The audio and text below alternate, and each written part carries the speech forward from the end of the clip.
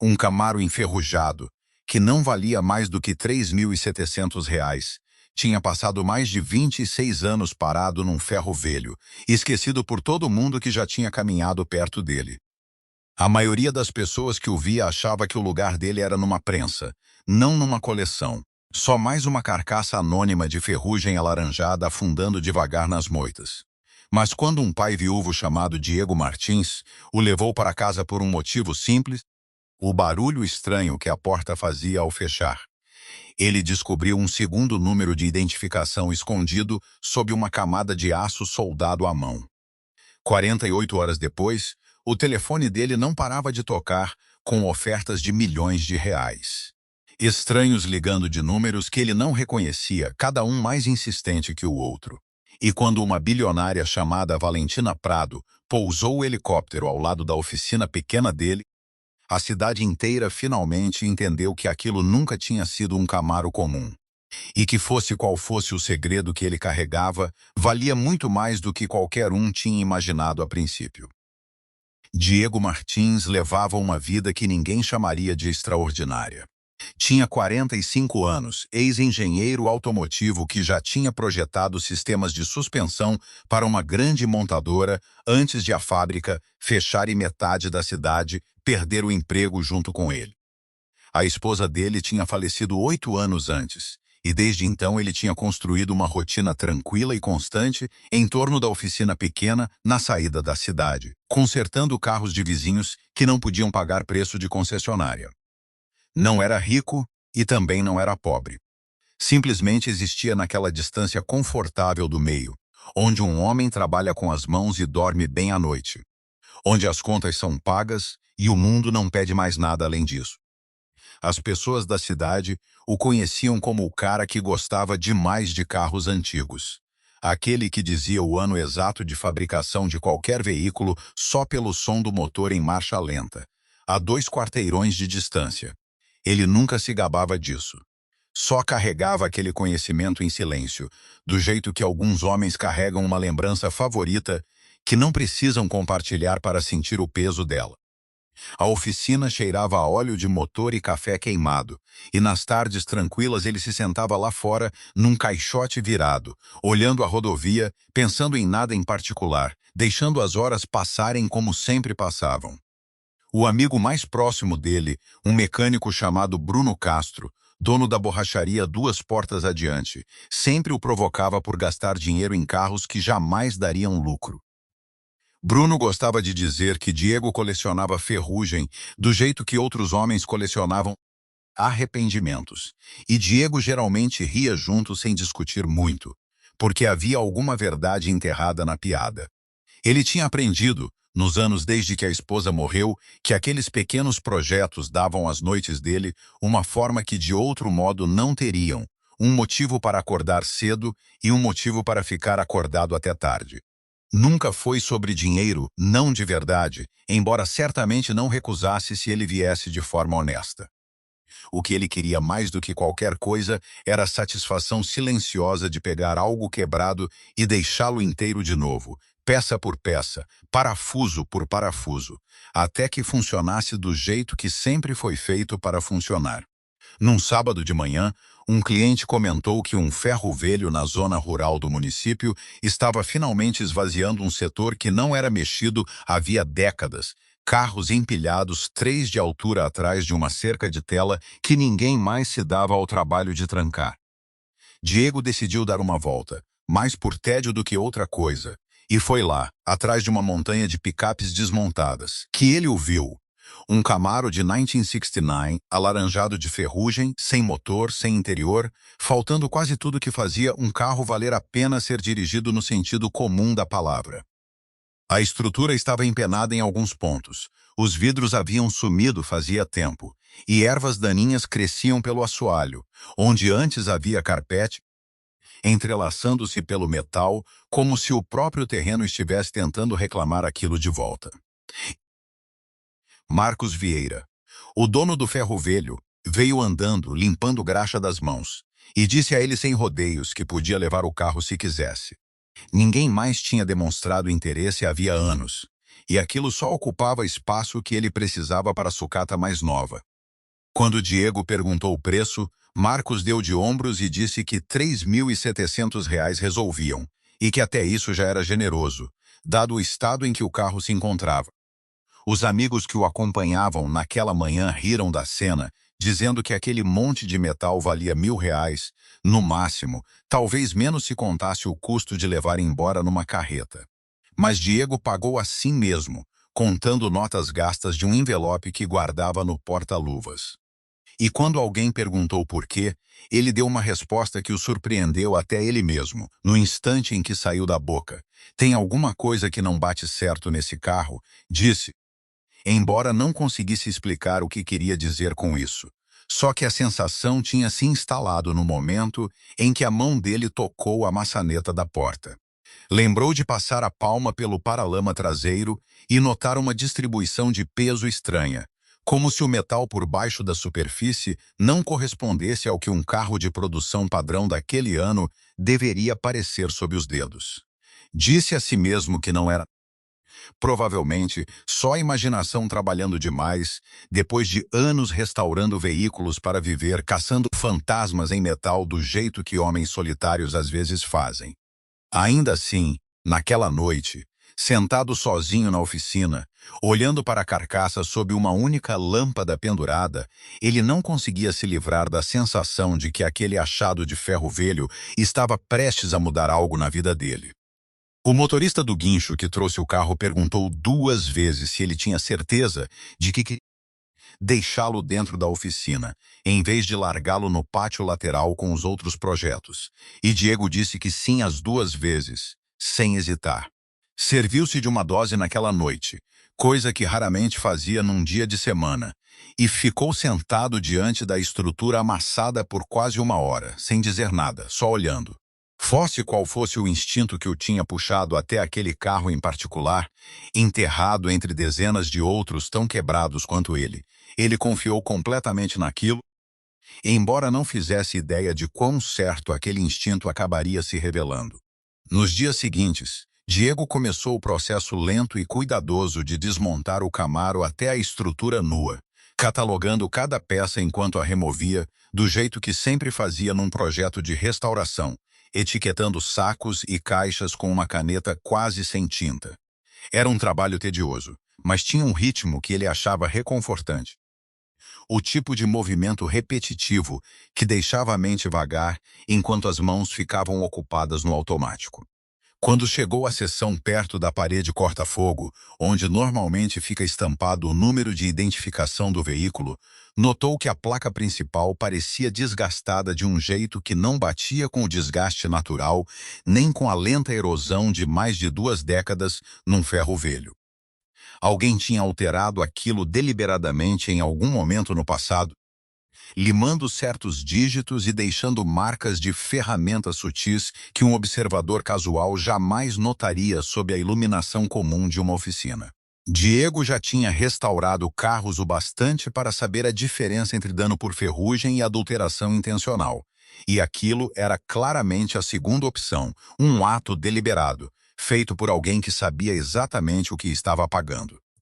Ele se inclinou mais perto com uma lanterna, passando o polegar pela borda da placa, procurando a crista reveladora que separava o metal antigo do novo. E foi aí que notou outra coisa completamente diferente. Sob uma camada de aço aplicada de forma tosca, soldada de um jeito que nenhuma linha de montagem de fábrica jamais usaria, havia um segundo número, menor e mais rústico que o primeiro, claramente não feito para ser encontrado por olhos casuais. Tinha sido escondido ali de propósito, marcado à mão em vez de prensado à máquina, o tipo de artesanato imperfeito que sugeria alguém trabalhando sozinho, provavelmente em segredo, provavelmente com pressa e provavelmente com medo de ser pego. Diego imaginou a princípio que o carro pudesse ser uma falsificação grosseira, alguma tentativa antiga de disfarçar um veículo roubado ou inflar seu valor por meio de fraude cometida muito antes de ele nascer. Rodou o segundo número em todo o banco de dados que conseguiu acessar. Registros de concessionárias, arquivos da montadora, cadastros históricos que colecionadores usavam para verificar a autenticidade antes de uma venda. Nada voltou. Nenhum arquivo, em nenhum lugar do país, tinha qualquer registro daquele número já ter existido. O que pareceu muito mais estranho do que se a busca simplesmente tivesse levantado um sinal de alerta por roubo ou fraude de sucata. Um carro sem nenhum histórico parecia mais perturbador do que um carro com um histórico ruim, porque pelo menos um histórico ruim podia ser explicado, discutido e, eventualmente, encerrado. Ele ficou com aquele pensamento por um bom tempo, batendo a caneta na bancada, olhando para a sequência estranha de números rabiscada no próprio caderno. Fosse o que fosse que aquele número escondido representasse, existia inteiramente fora do registro comum das coisas. Um fantasma enterrado dentro de outro fantasma. E Diego se viu incapaz de largar aquela pergunta. Curioso e um pouco perturbado, Diego fotografou o vinho escondido e postou num fórum online onde colecionadores de carros trocavam informações sobre veículos raros e obscuros de todas as épocas imagináveis. Perguntou simplesmente se alguém reconhecia aquele formato ou já tinha visto um número estruturado daquele jeito num Camaro daquele ano específico de produção. Em minutos, as respostas começaram a chegar. A maioria confusa, algumas descartando o assunto, uma ou duas intrigadas o bastante para pedir mais fotos e medições mais precisas da estampagem em si. Então, sem aviso, o post dele sumiu do fórum inteiramente. O tópico simplesmente não existia mais, como se nunca tivesse existido. E logo depois, a conta dele foi suspensa sem explicação nem direito a recurso. Diego se recostou na cadeira, olhando para o espaço em branco onde o tópico costumava estar, e sentiu um arrepio frio e desconhecido na nuca que não tinha nada a ver com a temperatura da oficina. Fosse o que fosse aquele Camaro, alguém lá fora claramente não queria que as pessoas falassem sobre ele. E essa constatação, sozinha, foi o bastante para mantê-lo acordado a maior parte da noite. Na manhã seguinte, dois homens de terno bem cortado chegaram sem avisar na oficina de Diego, dirigindo um carro caro e limpo demais para o bairro em que tinha entrado. Se apresentaram apenas como representantes de um colecionador particular e perguntaram, quase casualmente demais, se o Camaro estacionado nos fundos estava à venda.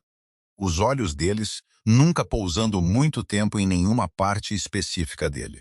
Quando Diego mencionou que ainda estava em pedaços e longe de terminado, um dos homens o interrompeu e ofereceu R$320 mil na hora, sem ver o carro, sem negociação necessária e sem papelada exigida. Não perguntaram sobre o motor, a estrutura nem o interior faltante. Nem sequer se aproximaram para olhar de perto, o que pareceu profundamente antinatural a Diego, para quem quer que estivesse alegando ser um comprador sério e com intenções reais. Ele recusou educadamente, dizendo que ainda não estava pronto para vender um projeto que tinha acabado de começar.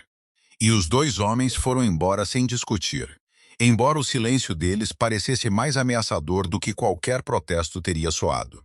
Naquela mesma tarde, o número subiu para R$650 mil, numa ligação de um número desconhecido.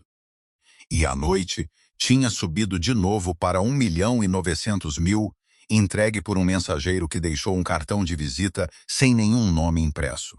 Um homem, de colete escuro e falando com palavras cuidadosas e medidas, se inclinou perto e disse a Diego que seria sábio parar de mencionar o vinho escondido a qualquer pessoa, amigo ou desconhecido. Em vez de assustá-lo até a submissão, o aviso só aprofundou a suspeita dele de que algo muito maior do que uma simples restauração de carro estava se desenrolando silenciosamente dentro da oficina pequena dele. Naquela noite, depois de fechar e ir para casa, Diego recebeu uma ligação do vizinho avisando que a câmera de segurança do lado de fora da oficina tinha sido quebrada em algum momento depois da meia-noite.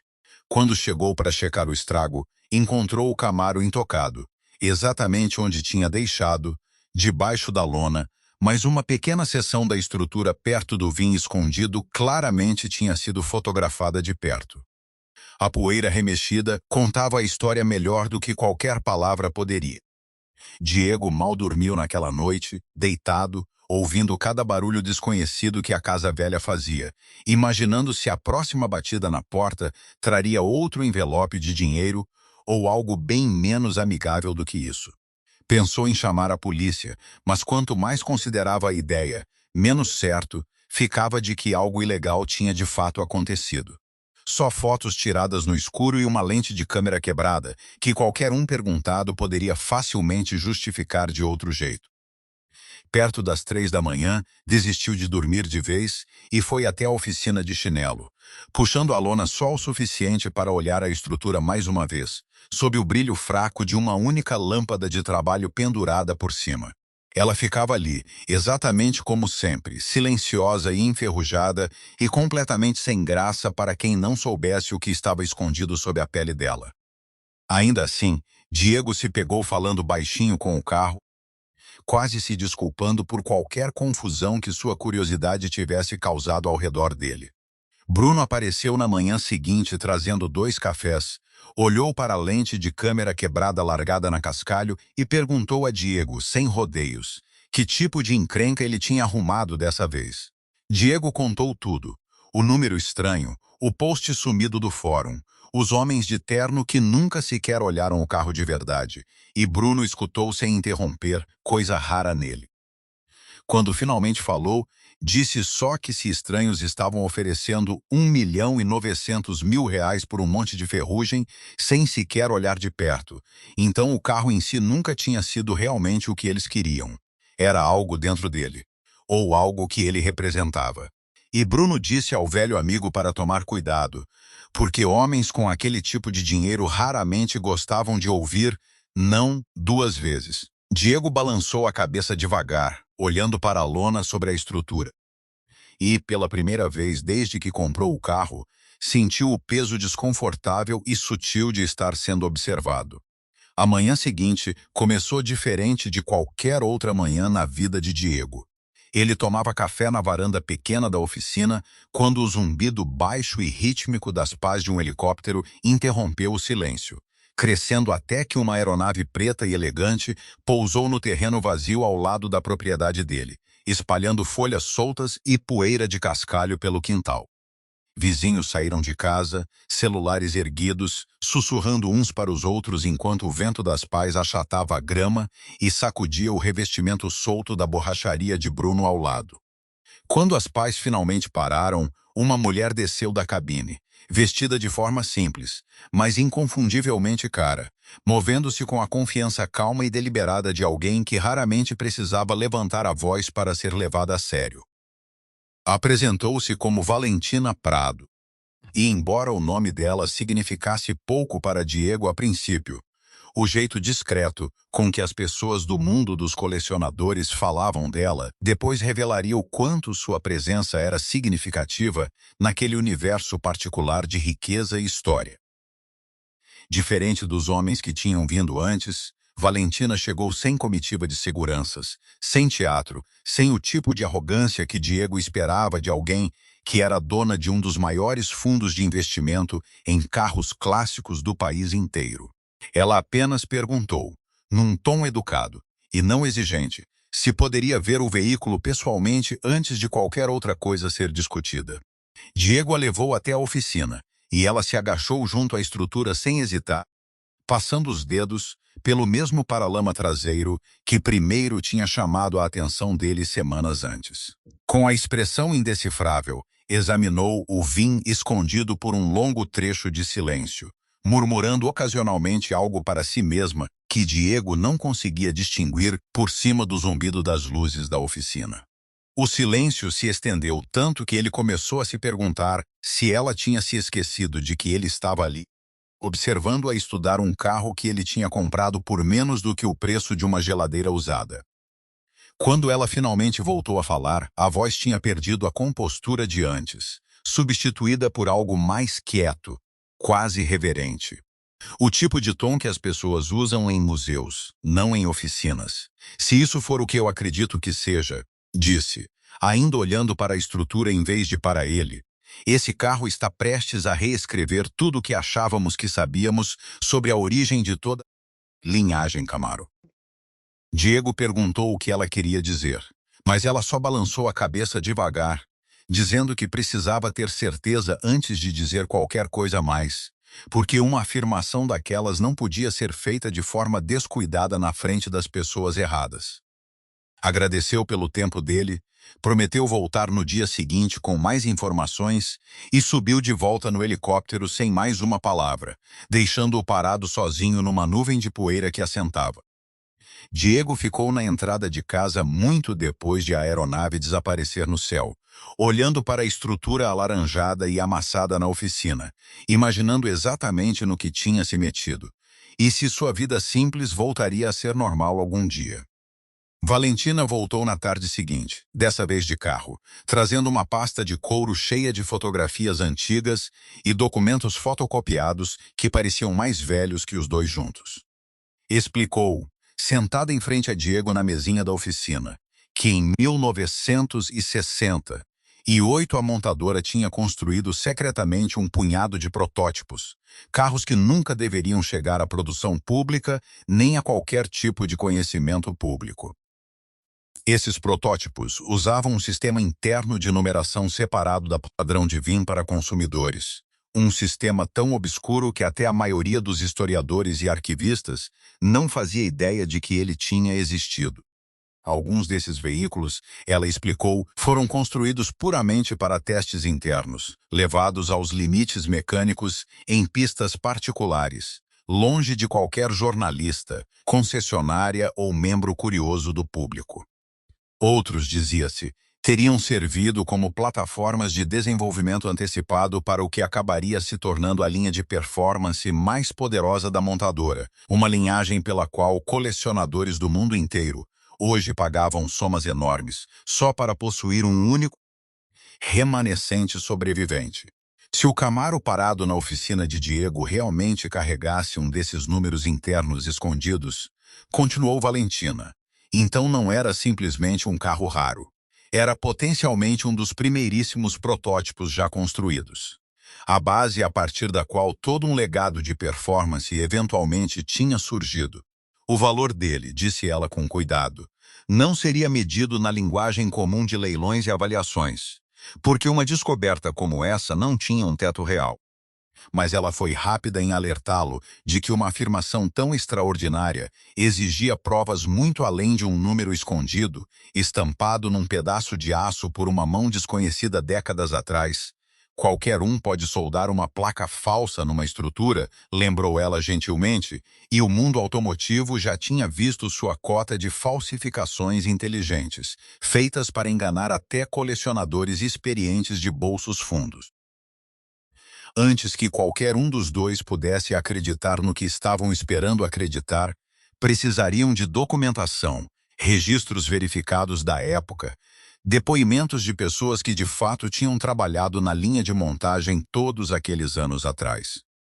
Diego olhou para a estrutura entre os dois e sentiu, pela primeira vez desde que comprou o carro, que aquele projeto tinha se tornado algo muito maior do que ele mesmo, algo do qual não conseguiria mais se afastar, mesmo que quisesse. Juntos, Diego e Valentina começaram um trabalho meticuloso de rastrear um caminho de documentos que tinha esfriado havia mais de meio século, uma pasta empoeirada de cada vez.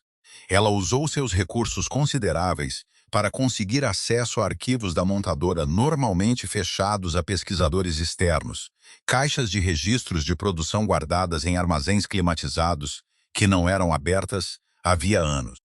Diego, por sua vez, procurou antigos contatos da época de engenheiro, na esperança de que alguém ainda se lembrasse do chão de fábrica daquela época específica de testes e sigilo. Eles vasculharam fotografias desbotadas da fábrica, cruzando notas fiscais de remessa e cadernos internos de engenharia, cheios de caligrafia quase apagada sob décadas de poeira. O progresso era lento, e houve semanas inteiras em que nada novo surgia, só becos sem saída e registros defasados que não levavam a lugar nenhum, testando a paciência dos dois em igual medida.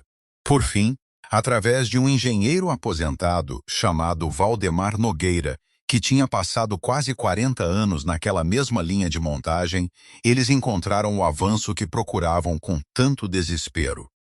Valdemar, já beirando os 85 anos, ainda se lembrava do carro com clareza surpreendente, descrevendo o tom exato da tinta alaranjada e a estrutura reforçada incomum que o fazia parecer diferente de todo outro Camaro em que ele já tinha trabalhado em sua longa carreira. Ele se lembrava de ter recebido a ordem firme de que o veículo deveria ser removido de todos os registros oficiais e discretamente descartado, embora nunca tivesse descoberto exatamente por que a ordem tinha vindo de cima. Uma pasta separada de documentação relacionada ao projeto tinha desaparecido dos arquivos décadas atrás. Uma ausência registrada apenas num breve memorando interno que levantava mais perguntas do que respondia. Enquanto as peças se encaixavam devagar, Valentina se via desenvolvendo um respeito genuíno por Diego, não pelo que o carro poderia valer, mas pelo jeito como ele tinha lidado com cada oferta lançada em cima dele sem vacilar. Ele não tinha vendido por 320 mil, nem tinha vendido por 1.900.000. Só queria entender a verdade do que estava segurando na própria oficina. Houve noites durante aquela busca em que Valentina ficava muito mais tempo do que os negócios exigiam. Sentada em frente a Diego na bancada gasta dele, dividindo caixas de comida para a viagem, comparando anotações sob a mesma lâmpada pendurada que antes iluminava só ferrugem e silêncio. Ela admitiu, baixinho, que a maioria dos homens do mundo dela teria vendido o carro no instante em que a primeira oferta chegasse, sem um único pensamento voltado para a história ou verdade. Diego admitiu, igualmente baixinho, que parte dele ainda esperava acordar e descobrir que a situação inteira tinha sido algum mal-entendido elaborado, um sonho estranho provocado por muitas noites passado sozinho numa oficina fria. Nenhum dos dois disse muito mais que isso. Mas algo tinha mudado entre eles naquelas longas noites de trabalho. Algo que nenhum dos dois estava pronto para nomear em voz alta ainda.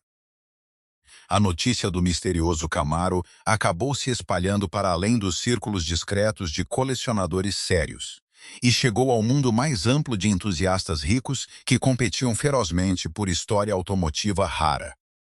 Ronaldo Peixoto, um rival de longa data de Valentina dentro da comunidade de colecionadores, foi um dos primeiros a fazer uma oferta formal, propondo 32 milhões de reais por meio de um intermediário que chegou na oficina de Diego num carro quase tão caro quanto a própria oferta. Valentina, ao saber do lance, discretamente contrapôs com 39 milhões. Embora deixasse claro a Diego que não estava simplesmente tentando superar um concorrente por orgulho ou vaidade. Um fundo de investimento particular sediado no exterior logo entrou na conversa também, empurrando o número para 52 milhões por meio de uma série de ligações, cada vez mais urgentes, feitas em horários estranhos da noite. Sessões de lance por convite fechado começaram a se formar entre colecionadores que nunca sequer tinham visto o carro pessoalmente, contando inteiramente com descrições de segunda mão e fotos granuladas que de alguma forma tinham vazado online, apesar de toda precaução tomada. Compradores internacionais, alguns deles nomes que Diego mal reconhecia de noticiários financeiros que ele assistia pela metade enquanto jantava, começaram a entrar em contato por meio de advogados e representantes, cada um insistindo que sua oferta era final e não negociável. Em certo momento, Diego notou um carro desconhecido estacionado na rua perto da oficina por vários dias seguidos. E depois descobriu, por uma dica cautelosa de um vizinho, que alguém tinha sido pago para acompanhar discretamente seus movimentos diários. Apesar da pressão crescente e das somas impressionantes vindas de todas as direções imagináveis, Diego continuou a recusar toda oferta que chegasse sem condições anexadas a ela. Ele não estava mais correndo atrás do maior número, se é que algum dia esteve. Só queria saber com certeza o que aquele carro realmente representava antes de deixá-lo ir para qualquer pessoa. Valentina, observando a margem daquela guerra de lances crescente, admirava a contenção dele cada vez mais a cada semana, reconhecendo nele um tipo de integridade que raramente encontrava entre os homens ricos que costumavam cercá-la em salas de reunião e leilões. Durante aquelas semanas de ofertas incessantes, um conhecido jornalista automotivo entrou em contato pedindo uma entrevista exclusiva, prometendo que contar o próprio lado da história publicamente poderia de fato desacelerar os colecionadores mais agressivos rondando ao redor dele. Diego considerou por vários dias antes de concordar e quando a matéria finalmente saiu, ela o pintou não como um oportunista de sorte, mas como um homem cuidadoso e íntegro que simplesmente se recusava a deixar o dinheiro ditar a verdade do que tinha encontrado. A reportagem se espalhou rápido, compartilhada e discutida entre pessoas que nunca tinham se importado com carros clássicos, atraídas em vez disso pela honestidade simples de um viúvo que não seria comprado. Estranhos começaram a aparecer na oficina só para apertar a mão dele, alguns trazendo fotos antigas de família de seus próprios carros esquecidos, na esperança de que ele dissesse que os achados de ferro velho deles também escondiam segredos. Diego afastava quase todos gentilmente, mas a atenção deixava claro que sua história tinha se tornado algo maior do que um único veículo, algo em que as pessoas queriam desesperadamente acreditar. Ronaldo, por fim, ficou impaciente o bastante para visitar a oficina de Diego pessoalmente, chegando num terno que custava mais do que a maioria dos carros estacionados na rua lá fora, oferecendo dobrar qualquer valor que Valentina tivesse sugerido a portas fechadas. Diego ouviu educadamente, agradeceu a oferta e repetiu a mesma resposta que dava a todo mundo desde o início, que o carro não estava à venda até que sua história fosse totalmente confirmada e compreendida como deveria. Ronaldo saiu visivelmente frustrado, resmungando algo sobre tolos sentimentais atravancando o caminho de colecionadores sérios e história de verdade. Comentário que Bruno ouviu de longe e depois repetiu com evidente diversão. Diego só deu de ombros quando soube, dizendo a Bruno que um homem como Ronaldo nunca entenderia por que algumas coisas importavam mais do que dinheiro, porque o mundo inteiro dele tinha sido construído sobre a premissa de que tudo, eventualmente, tinha um preço. O último pedaço de documentação surgiu quase por acaso, enfiado dentro de uma caixa de transporte esquecida num armazém programado para demolição dentro do mês, uma descoberta que quase não aconteceu. Dentro havia um livro-razão de engenharia desgastado, as páginas quebradiças mais legíveis, contendo um registro interno detalhado exatamente do programa de protótipos que Valentina tinha descrito semanas antes, na mesa da cozinha de Diego. O vinho escondido, estampado sob o camaro de Diego, batia exatamente com o registro do livro-razão, confirmando além de qualquer dúvida razoável o que os dois já suspeitavam, mas não ousavam acreditar plenamente até aquele exato momento. Aquele era o protótipo número 1, o primeiríssimo veículo construído sob aquele programa secreto, o carro fundador do qual toda uma geração de modelos de alta performance acabaria descendendo e prosperando. Segundo o registro, o veículo tinha sido originalmente programado para destruição assim que os testes concluíssem, um procedimento de rotina destinado a proteger os segredos competitivos da montadora de jamais chegarem a olhos curiosos. Mas em algum ponto do caminho, um engenheiro não identificado, trabalhando dentro daquele mesmo programa, tinha discretamente intervindo, desviando o carro da prensa e permitindo que ele desaparecesse na obscuridade, escondido à vista de todos, sob uma identidade falsa soldada à mão em sua estrutura. Quem quer que fosse aquele engenheiro, não deixou o nome. Só o número escondido e a solda tosca que tinha confundido e intrigado Diego no instante em que anotou pela primeira vez sob o feixe de uma lanterna. Quando a notícia da descoberta confirmada chegou à imprensa automotiva mais ampla, a história explodiu muito além da comunidade de colecionadores que primeiro tinha se interessado. Veículos de notícias em todo o país publicaram a história em horas, com manchetes sobre um pedaço esquecido de história automotiva resgatado de um ferro velho por um mecânico comum de cidade pequena. Historiadores e engenheiros debateram as implicações em programas de televisão noite adentro, enquanto comunidades inteiras dedicadas a carros clássicos fervilhavam de incredulidade e empolgação com o que finalmente tinha sido encontrado e confirmado. Diego, que tinha passado a maior parte da vida adulta trabalhando discretamente na obscuridade, subitamente se viu no centro de uma história que tinha capturado a atenção de um país inteiro quase da noite para o dia. Repórteres começaram a ligar tanto para a linha da oficina que Bruno passou a atender ele mesmo, só para dar a Diego um momento de paz durante o expediente. Diego deu um punhado de entrevistas breves, sempre cuidadoso, sempre modesto, nunca mencionando os valores exatos sussurrados a seu respeito por colecionadores e fundos de investimento. Disse a um repórter local, simplesmente, que tinha comprado o carro porque algo nele parecia errado e que seguir aquela sensação o tinha levado a um lugar que ele nunca esperou alcançar. Valentina, acompanhando a cobertura do próprio escritório, se viu sorrindo mais do que em anos, ao ver ele lidar com a fama repentina com a mesma firmeza tranquila que tinha mostrado desde o início. O leilão público, uma vez finalmente organizado, atraiu a atenção de colecionadores ricos e compradores institucionais de quase todos os continentes, cada um determinado a não perder a chance de possuir um pedaço genuíno da origem automotiva. Os lances abriram em 65 milhões de reais e subiram quase imediatamente, a sala mergulhando num silêncio tenso, enquanto os números piscavam mais alto a cada minuto da noite. 97 milhões vieram e se foram em instantes, seguidos logo depois por 143 milhões, enquanto dois licitantes determinados se recusavam a ceder terreno um ao outro diante da plateia atenta. Quando a cifra chegou a 182 milhões, a maior parte da sala tinha caído em silêncio completo, observando o confronto final se desenrolar entre os dois concorrentes mais persistentes ainda de pé no salão.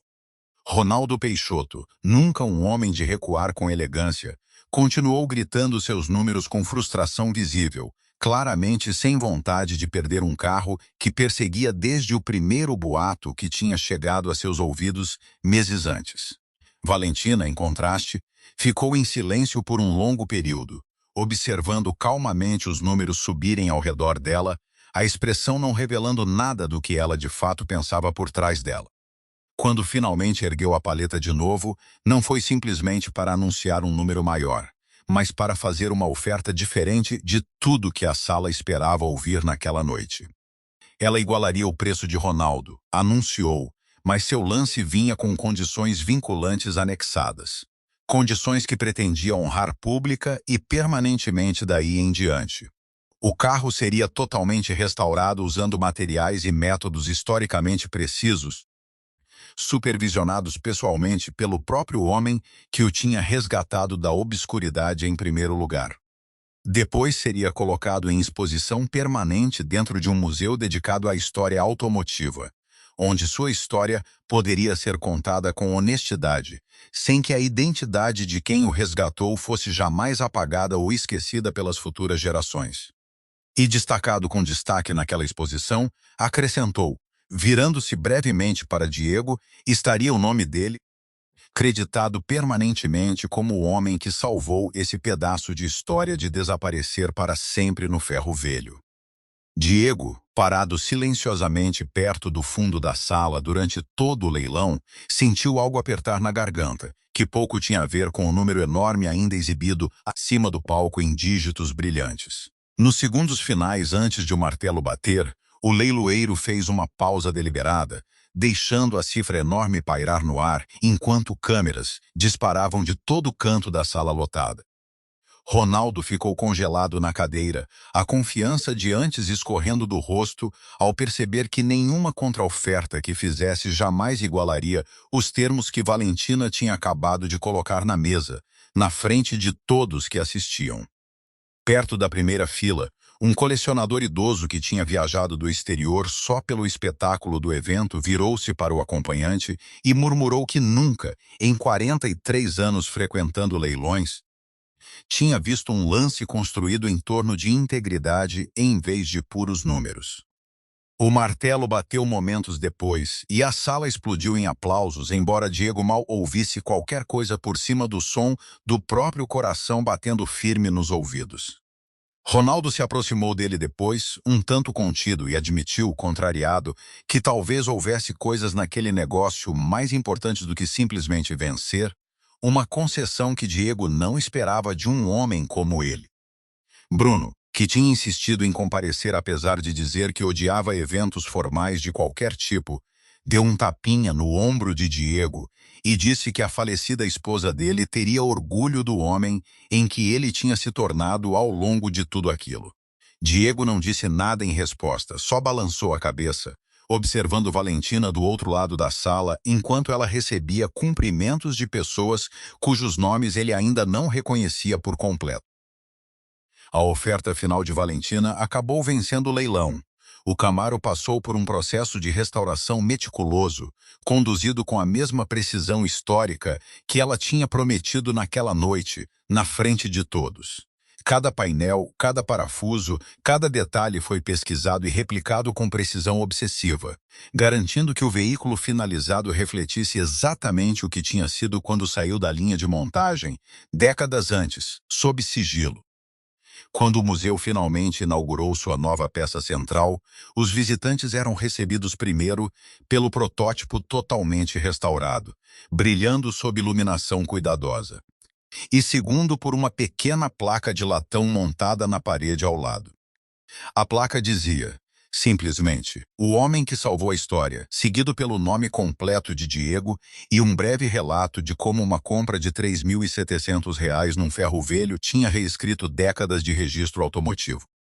Diego, que tinha passado a maior parte da vida trabalhando na obscuridade relativa atrás de uma única porta de oficina, logo foi convidado a se juntar à equipe de preservação do museu como consultor-chefe, guiando futuros projetos de restauração com o mesmo olhar cuidadoso que primeiro tinha notado algo errado sob uma camada de aço soldado à mão, anos antes. Nos meses seguintes, Diego e Valentina se viram trabalhando juntos de perto na crescente coleção de veículos preservados do museu. A parceria profissional deles se acomodando num ritmo fácil e confortável que nenhum dos dois esperava exatamente quando tudo aquilo começou. O que começou como respeito mútuo pela dedicação um do outro foi devagar se aprofundando em algo que nenhum dos dois se apressava em nomear, crescendo em silêncio no espaço entre longas sessões de pesquisa e ligações noturnas sobre registros de engenharia obscuros de décadas passadas. Nunca foi sobre o dinheiro que uma vez o cercou, e nunca foi realmente sobre o carro em si, embora o Camaro os tivesse aproximado inicialmente, sob circunstâncias estranhas e improváveis. Foi, em vez disso, uma reverência compartilhada pela história, pela honestidade e pelo tipo de integridade silenciosa que nenhum dos dois costumava encontrar entre as pessoas de seus respectivos mundos de riqueza e mecânica. Bruno gostava de brincar. Sempre que o carro de Valentina aparecia na garagem com mais frequência do que pareceria estritamente necessário para fins de negócio, que Diego de alguma forma tinha conseguido encontrar a única mulher rica do país inteiro que se importava mais com parafusos velhos do que com joias caras. Diego ria toda vez, embora nunca negasse de fato que gostava da companhia dela mais do que a situação exigia, e Bruno nunca deixava a observação passar batida por muito tempo. Valentina, por sua vez, admitiu certa vez, num jantar tranquilo, que tinha se cansado de homens que só queriam ficar perto de seu dinheiro e que algo na teimosa recusa de Diego em vender tinha chamado a atenção dela muito antes de qualquer outra coisa fazer isso. Nenhum dos dois apressou as coisas, contentando-se em deixar o que quer que estivesse crescendo entre eles tomar sua própria forma lenta e firme, quase do mesmo jeito que tinham conduzido a própria restauração. Houve tardes tranquilas de domingo passeando pelo museu depois do horário de visitação. Os dois sozinhos entre décadas de máquinas preservadas, conversando sobre tudo, menos o único assunto que parecia pairar não dito entre eles. Valentina admitiu certa vez, parada ao lado de uma exposição totalmente diferente, que tinha passado a maior parte da vida adulta cercada de pessoas que valorizavam sua fortuna muito mais do que sua companhia, e que Diego nunca tinha feito sentir assim. Em troca, ele disse que não esperava sentir algo perto da felicidade de novo depois de perder a esposa, e que encontrá-la agora, do jeito mais estranho possível, parecia algo que ele não queria questionar de perto demais. No dia em que o Camaro totalmente restaurado finalmente foi dirigido pela primeira vez em mais de 50 anos, Diego se sentou ao volante, enquanto Valentina ocupava o banco do passageiro ao lado dele, o motor ganhando vida com um som que nenhum dos dois esqueceria pelo resto da vida. Ao saírem devagar da garagem do museu para a estrada aberta além dela, Valentina se virou para ele com um sorriso pequeno e cúmplice e perguntou o que teria acontecido se ele nunca tivesse comprado aquele carro amassado por R$ 3.700, para começo de conversa. Diego manteve os olhos na estrada à frente por um longo momento antes de responder baixinho, dizendo a ela que talvez a história simplesmente tivesse continuado enterrada num ferro velho, esquecida e enferrujando até que nada restasse dela. O carro seguiu firme abaixo deles, carregando o peso de tudo que uma vez tinha escondido, e de tudo que finalmente tinha revelado a um mundo que quase nunca chegou a conhecer a verdade.